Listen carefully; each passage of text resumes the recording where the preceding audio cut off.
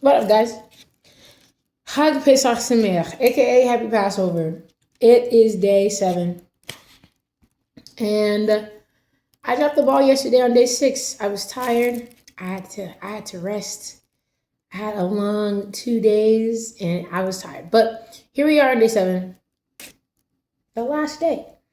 We've talked about Passover, we've talked about first fruits, and we've talked about unleavened bread. Let me go get my Bible. All right, family, I got my Bible. So if you go to Exodus 13 and you go to verse 17, it says this: When Pharaoh let the people go, God did not lead them by way of the land of the Philistines, although that was near. For God said, lest the people change their minds when they see war and return to Egypt. But God led the people around the way of the wilderness toward the Red Sea, and the people of Israel went up out of the land of Egypt, equipped for battle. If the land of Israel were to get in a battle, they were going to win. Why? Because God fights for them. He had just been fighting for them against Egypt, against Pharaoh. God is a mighty God, and he fights for his people. However, God is aware that they're human, that they forget, that they might get scared at such a battle. They've been enslaved for so long. So he said, if I lead them this way, they might change their mind. So what did he do? He led them to the Red Sea. And so it's like they get to the Red Sea. What are we going to do? There's nowhere for us to go. Well, God makes a way. Moses lifts up the staff, the Red Sea parts, and they walk right through it. And then Pharaoh and his goons are right behind them, and they're getting chased at that point. So they run through, and as soon as all of Israel is through, all the Egyptians are still in the water. God closes the water up on them. So that's what happened. And so at this point, because they went by way of the Red Sea, there's literally no turning back. If God would have led them towards the Philistines, they would have been able to turn back out of fear, whatever. But because he took them completely through the Red Sea, this can kind of represent baptism.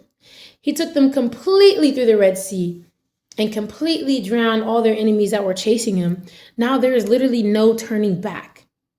You cannot look back. You can't, there's no way to return to Egypt. You're blocked by this Red Sea. The only option is to trust the Lord. And so moving forward, whenever they had battles, there wasn't really an option to not fight because the only thing that was behind them was the Red Sea. And God was not about to re-split it just so they can run away. They couldn't do that.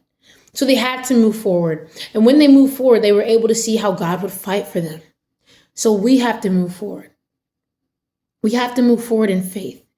God will lead us in a certain direction. There's some things that he doesn't allow us to go through. He didn't allow them to go through by way of the Philistines because they may have changed their mind out of fear rather than trusting the Lord to battle for them. So some things the Lord is not going to allow us to do a thing at a certain point because we just have to be strengthened first. We just need a little bit more faith under our belt. So he takes us a different way. That doesn't mean that we won't circle back to a thing because I'm pretty sure eventually they circle back to the Philistines and won. Can you remember David and Goliath? Goliath was a Philistine. There's practical things about faith. Sometimes people say having faith is impractical. Things are hard to believe, and that's very true. But at the end of the day, faith does not have anything to do with sight. Your sight comes by faith. Faith is, I believe it says, the substance of things hoped for, the evidence of things unseen. Even though you can't see, you see very clearly. So hope, right? When you hope or wait for a thing, there's something that's expected. Well, faith is the substance of things hoped for and the evidence of things unseen. So there's an expectation for something to happen. I don't see it yet, but I have an expectation. And when you have an expectation for something, then you wait for it eagerly. When you have hope, you're hoping something, there's something that you're expecting to happen. right? And so God was able to grow their expectation and grow their faith in him by not taking them to the Philistines where they didn't have enough faith for that, but he took them to the Red Sea. When they got to the Red Sea, they had Pharaoh in Egypt behind them and a sea in front of them. And you want to know, a lot of them, they really didn't have faith for that either. They were grumbling. Why would you do this to us, Moses? You're going to kill us. Like, why do you want to kill us? This is horrible. We should have stayed where we were. They were grumbling a lot. But God was faithful. He knew exactly what was going on in their minds. He knew exactly what kind of species they were, humans, and that they screw up and that they forget all that God does and that they would continue to forget, but God always remains faithful. So they had nowhere to go. They couldn't turn back because people were chasing them, and they couldn't go forward without God. And so God shut up and split the waters. And that's the exact same thing he'll do for us. He opened the Red Sea. They went through it and it was closed. So now, time and time again, God has shown up for Israel. So now they have something to hope for. They've seen him do it multiple times. There's a hope there. There's faith that's been built. So they're going to go up against different wars, different nations on the way to the promised land. And honestly, there's going to be some of them that are going to fall to the wayside and they're going to forget and they're going to perish. But there will be a remnant that will keep the faith and keep the remembrance of what God did. And in remembering what God did, they will have hope and expectancy for him to do it again every time they face something new. Praise God. There's going to be times where we're going to run backwards. We don't have to do that.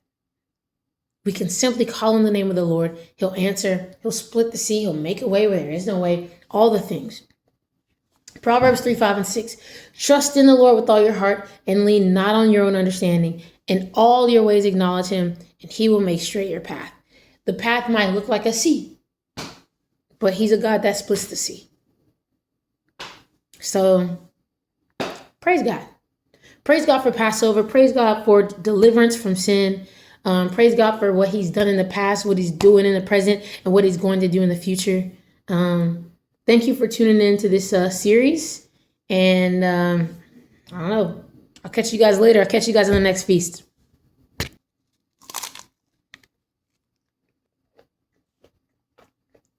Matzah, baby.